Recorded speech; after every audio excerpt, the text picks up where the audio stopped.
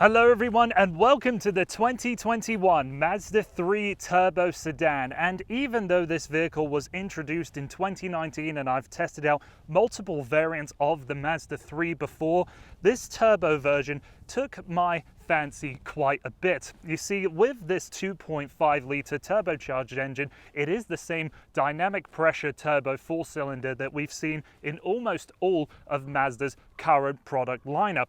With the turbo, Mazda is really one of the last manufacturers out there to make a turbocharged engine seem interesting. The current brand goal with Mazda is to build vehicles that are more mature, that go for a larger segment of the buying population, and with a vehicle like this might be their most premium product, especially since this is the 100th anniversary special edition. So that gives you plenty of badging throughout the vehicle, the special grey 18-inch rims with the red inserts, and the gorgeous black, red and white leather color combination. I think it's absolutely wonderful. Let's get on the road so I can share with you everything that I think you need to know about the Mazda 3 Turbo, and finally, if it's something that I could justify putting in my own garage. Before I even set off, let's just make a few other things clear about the turbo variant of this Mazda 3. You can have the turbocharger in the sedan and the hatchback, but it can only be with the 6-speed automatic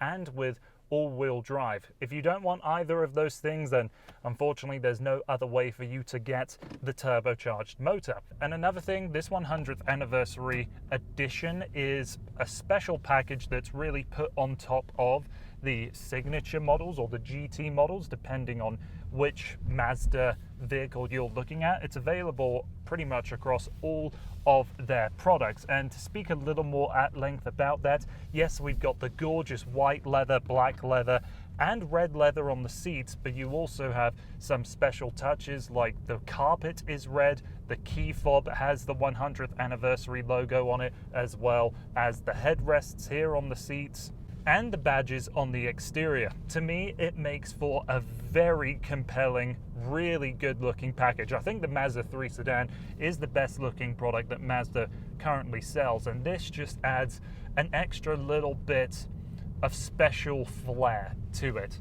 I think Mazda's engineers have really taken the effort to not make this engine feel turbocharged. I'm noticing no throttle lag off the line, and even though the power is very progressive in the mid-range, it kind of dies around the 5,000 RPM line, so it's very rare that you're going to be taking this engine all the way to redline. And quite frankly, when it comes to the usability and day-to-day lifestyle of anybody driving a vehicle like this. Now, the difference in the turbocharged output for this engine versus the naturally aspirated 2.5 is noticeable. In case you don't know, when it comes to Mazda's turbos, they offer a power output for premium gasoline and for regular grade gasoline. So for the regular grade, it's 227 horsepower and 310 pound-feet of torque, and with premium, it's 250 horsepower with 320 pound-feet of torque. This is quite a step up over the naturally aspirated engines, and they get about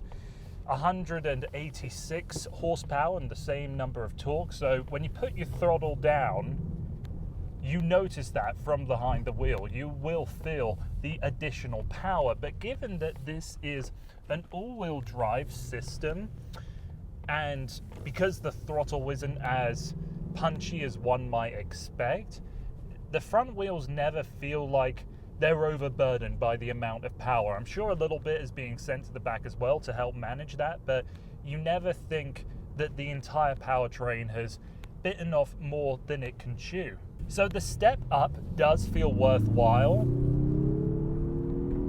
and as I gain speed to join a highway here, the engine and the transmission are all very well matched. And when it comes to regular driving in this Mazda, it feels like it already is in a sport mode in comparison to all of its main rivals. The steering is crisp, the transmission is always in the right gear, whether you're in automatic mode or in sport mode, and the braking system is what I define as perfection. The sport mode will add a little bit sharper of a throttle, a little more sensitivity, maybe a little more weight in the steering, but the steering as it is already requires a little bit of effort, so I haven't really noticed much of an uptick there. The 6-speed transmission might sound archaic, where so many vehicles on sale today come with 7, 8, 9, 10-speed transmissions, but the truth of it is this works remarkably well, and it's still a relatively fuel-efficient powertrain. Of course, adding the all-wheel drive is a detriment to that, but there aren't very many options in this class and price point that will offer all-wheel drive. Essentially, the turbocharger adds to the experience, but I don't think that it's the definitive thing about driving this Mazda 3. If you're able to test out any of the other naturally aspirated versions, they're going to drive and feel just as good as this. It really is simply a conversation having a little more power to put into the tarmac.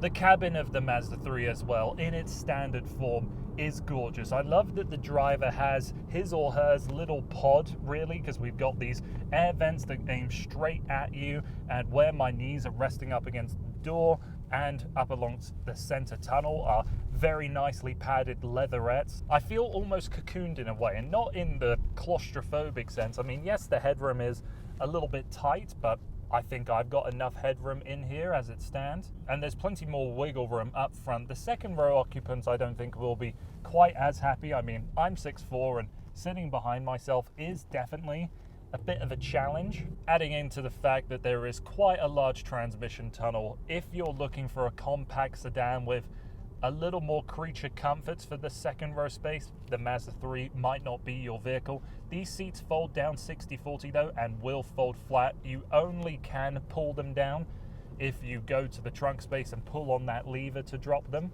But the space is very wide and open. Just watch out for the arms attached to the trunk lid, and underneath the false floor you do actually have a space saver spare wheel. I'm personally a sucker for this 100th anniversary edition, because every time you step into the cabin of this particular model, it just feels so special. Think of any other car in this class that has this amount of leather color combinations, and outside of just the material use, everything is put together so well, and all of the systems that you interact with are pretty much flawless. I mean, as a car guy, a car journalist, I get into a lot of vehicles with this rotary knob setup, so I'm used to it, I understand it, but I promise you that if you're getting into a vehicle like this for the first time, giving yourself 15-20 minutes to just interact with this system, I'm sure you'll be confident enough in the way it works that you'll be ready to get back onto the road. Drawbacks, well, apart from the second row space that I said, I think there's too much black plastic going on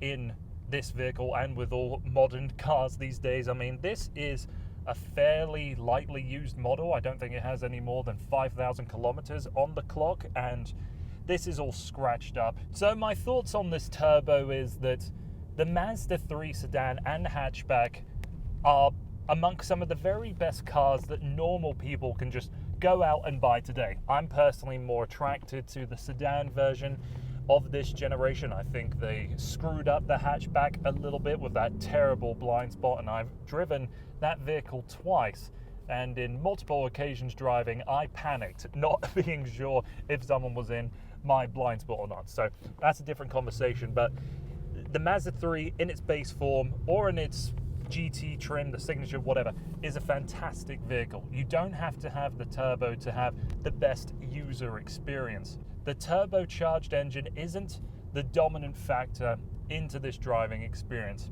It's everything else that this Mazda offers that makes this vehicle so easy to recommend for people such as yourself and many people that approach me directly saying they're looking for a new small car. There's enough going on here that will rival a lot of the Asian premium competitors and even the Germans as well. So with all that said, let's wrap up this video and call it a day. So there you go. Those are all my thoughts with the 2021 Mazda 3 Turbo. If you don't particularly need all-wheel drive or you don't have a lust for extra power, then this variant might not be the vehicle for you. But I promise that this Mazda 3 sedan is one of the absolute best vehicles on sale today. I would want this in the 100th anniversary, guys, as every time you get into this vehicle, it really feels like you have got something much further upmarket than it is. But like I said, if you don't need the complication of a turbocharged engine or all-wheel drive, stick with a normal front-wheel drive, naturally aspirated Mazda 3, and it will be a tremendous vehicle for you. So that's all I have to say in today's video. Thank you very much for taking the time to watching here on Hot Cars. Please don't forget to like, comment, and subscribe because it really helps us out a lot. Thanks again. Hope to see you on the channel again soon.